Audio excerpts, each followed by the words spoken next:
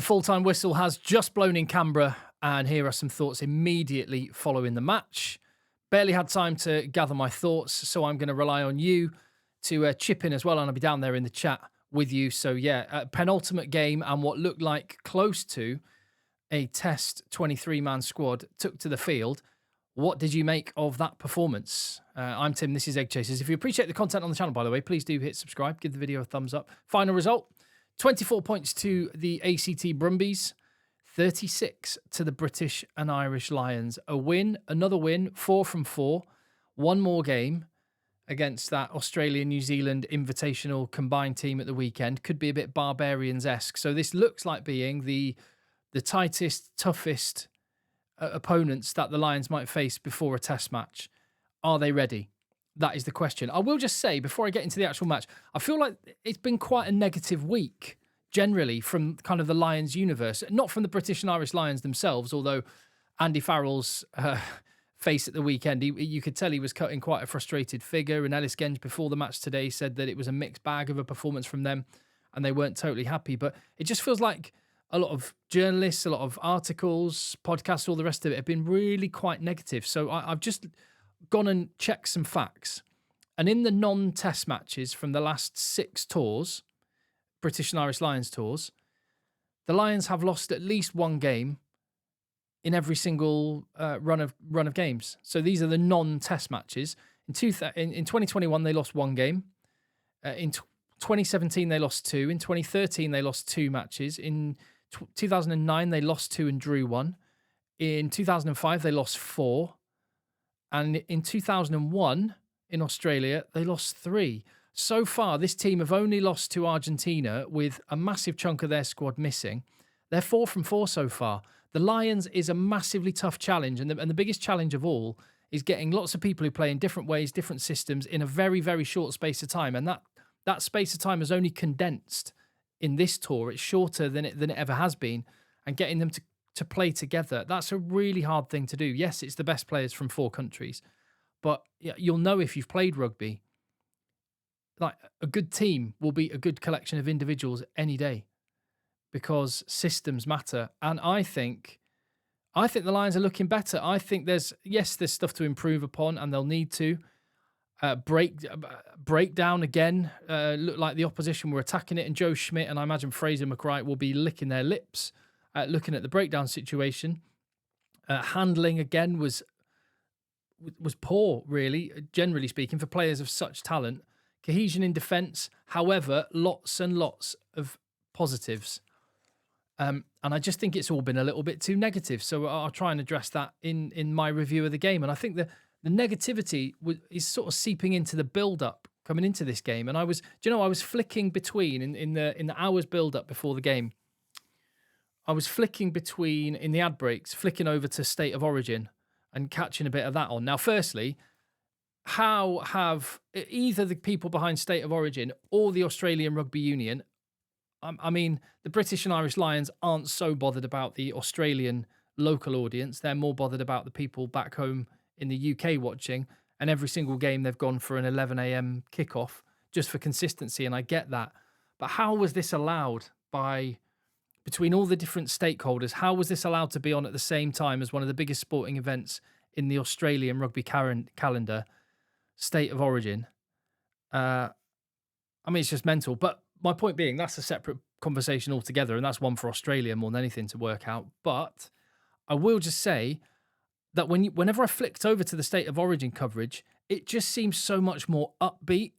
Like they were hyping it so much more. They just felt like they were really happy to be there and really excited. And it's kind of I don't know, the coverage of the Lions sometimes feels a little bit dour when this happens every 4 years. Let's drink it in. And Justin Harrison featured in the pre-game bit, and it was lovely to get some of those reminiscing about moments in 2001. He mentioned the fans, the Lions fans, the sea of red. And I was thinking as he was saying it, that's something I've not really seen a lot of. There's not much coverage of the fans in Australia, and that's something I'm going to personally see to.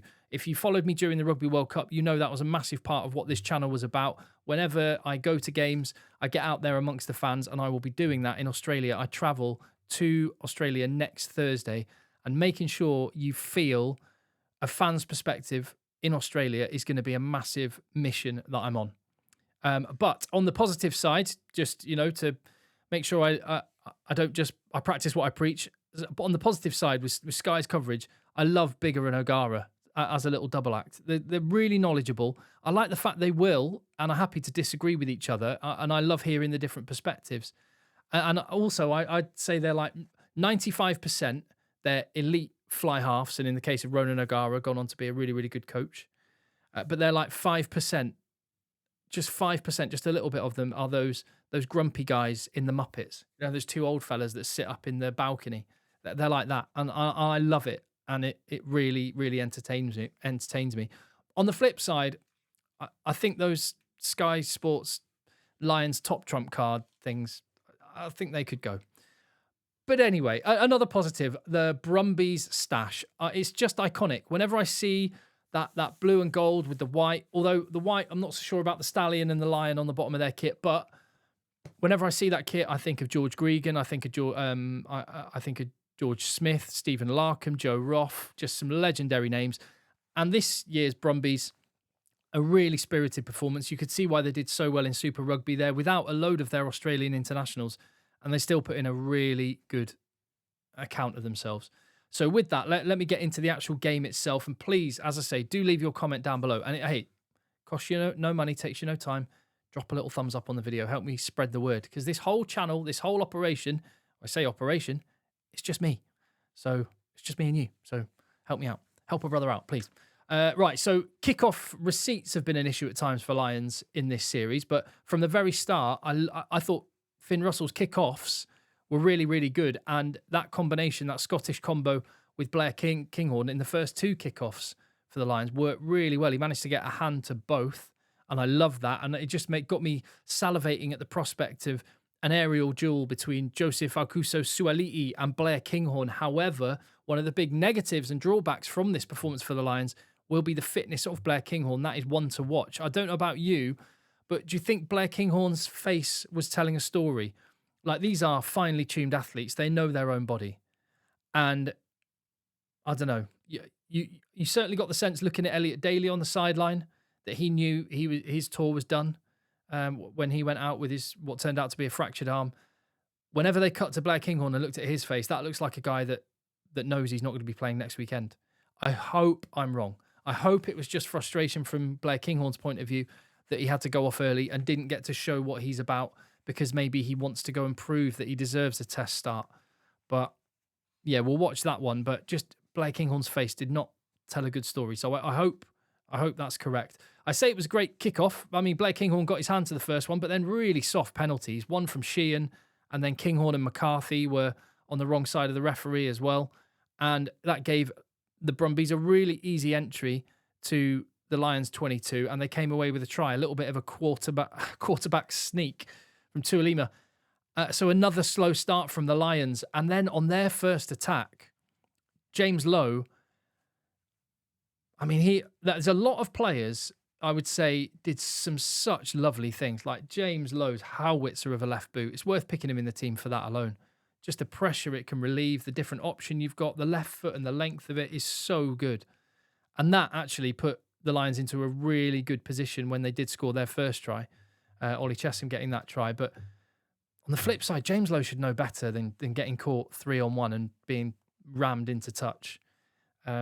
He passed the ball into a Brumby player's head as well. So there was a lot of very experienced players making mistakes you wouldn't expect them to make. Jack Conan had some trouble catching the ball at times, and Tom Curry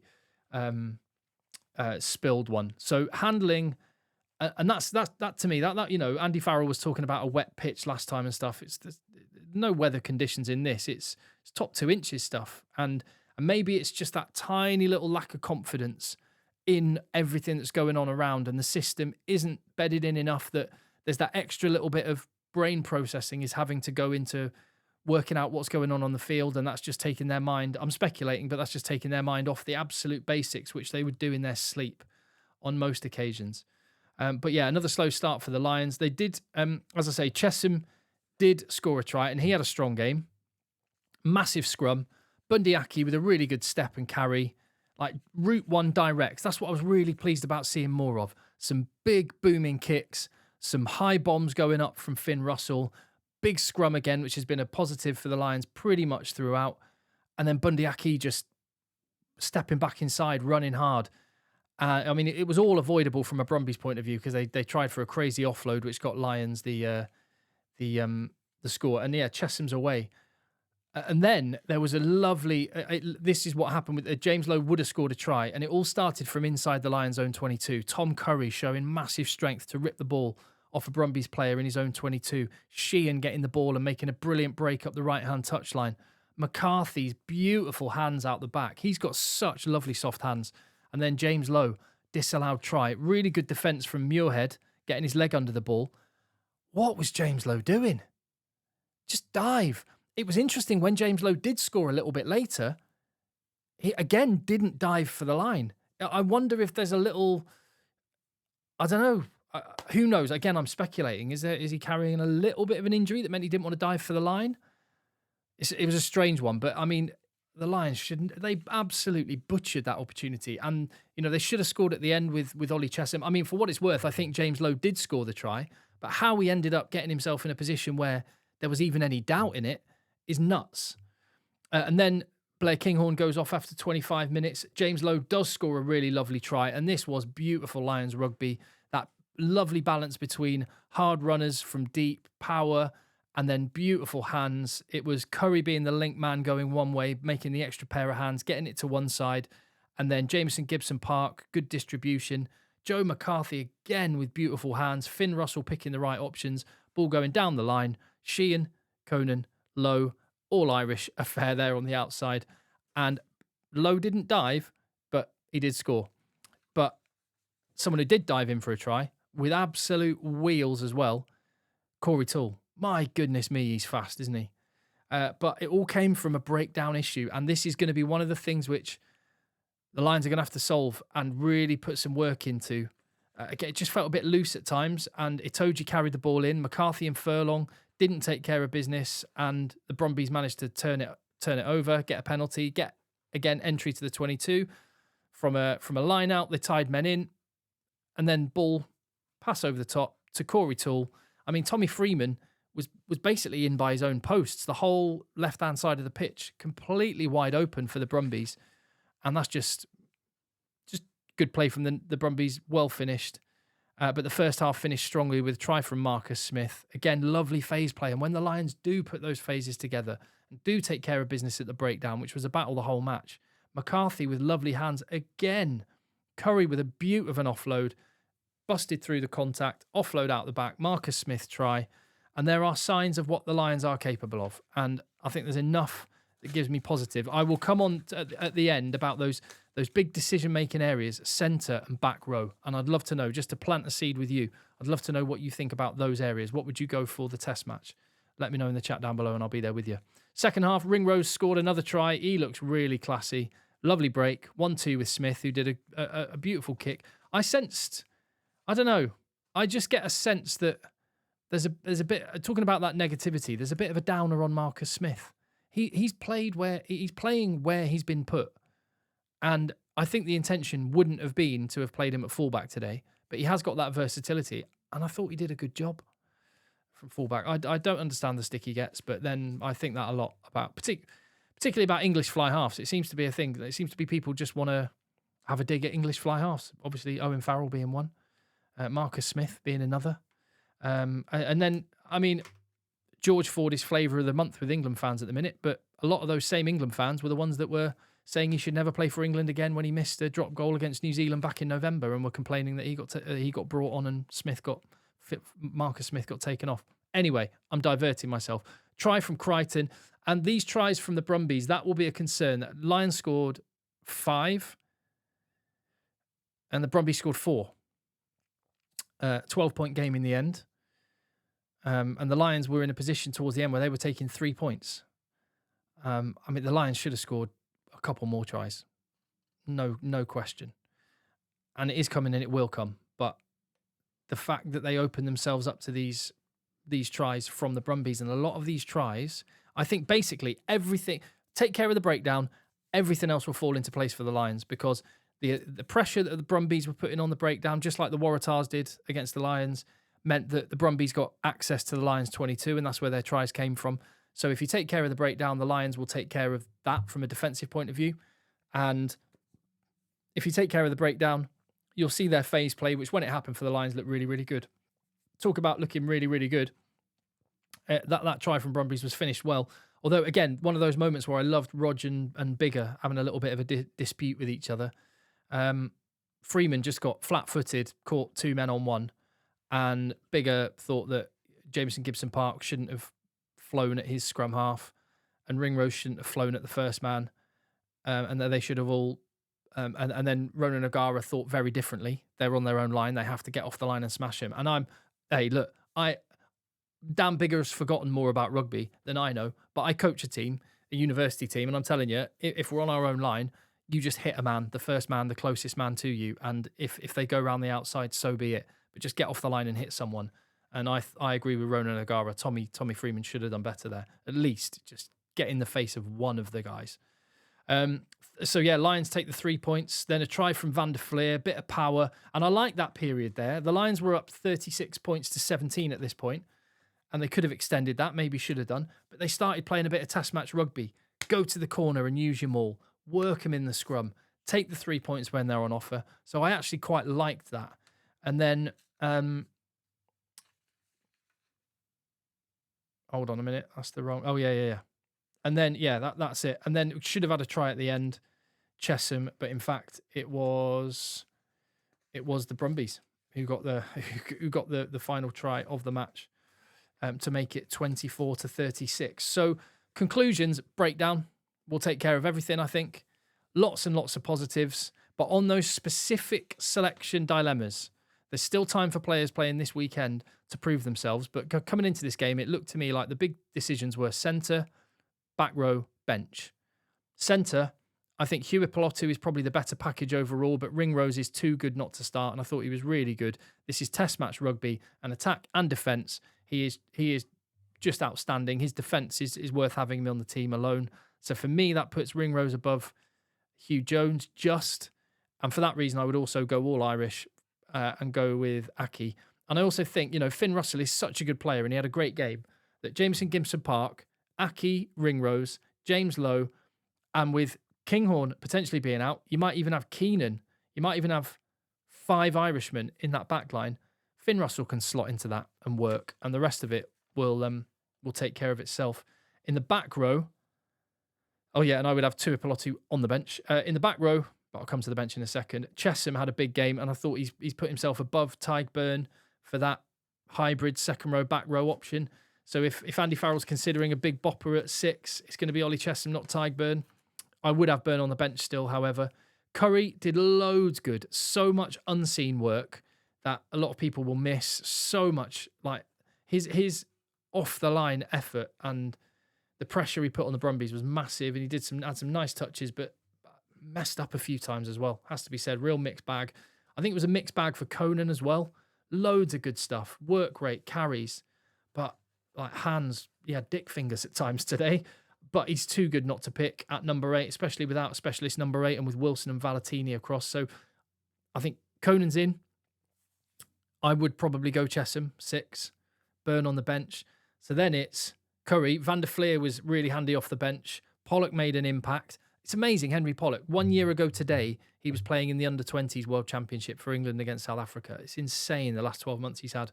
And Jack Morgan's got a chance to prove himself. Andy Farrell, I think, without Blair Kinghorn, is going to have to go a 5-3 split. He does normally anyway, but I think he will. And I think the bench will probably be Alex Mitchell, Marcus Smith, Sione Tuipulotu. Gary Ringrose can become Gary Wingrose if he needs to. And if he goes with the Scottish pair, it will be Bundyaki on the bench. I think you're going to have to do that. And if that's the case, if you go with Tadhg Byrne on the bench, you can only have one of those back rowers. Ben Earl, Van der Fleer, Pollock, Morgan, Curry, whichever one doesn't start, 5 of them, you can only go with 1 on the bench and 1 to start, which makes me wonder, will he play Ollie Chesham but not have Byrne on the bench and then have 2 of them? And if so, which two? I think that is still the one that's up in the air for me, and I'm going to have to reserve judgment until I've seen Jack Morgan play at the weekend and reflected and maybe watched that game back again a little bit. But it is all up for grabs, and that is the big decision for Andy Farrell to make. Oh, yeah. Kelleher or Cowan-Dickie is the other one. I think the props will be as they were. And Furlong, massive positive. He looked really good. He looked really good. Looked like the Furlong we remember. So that's a real positive as well. Yeah, there you go. Some thoughts immediately following the game. A bit of a stream of consciousness, but now an opportunity for you to chip in, have your say. I'll be back with some player ratings, with some more reflections later. But for now, I'll be down there in the comments with you. Get stuck in. See you on the next one.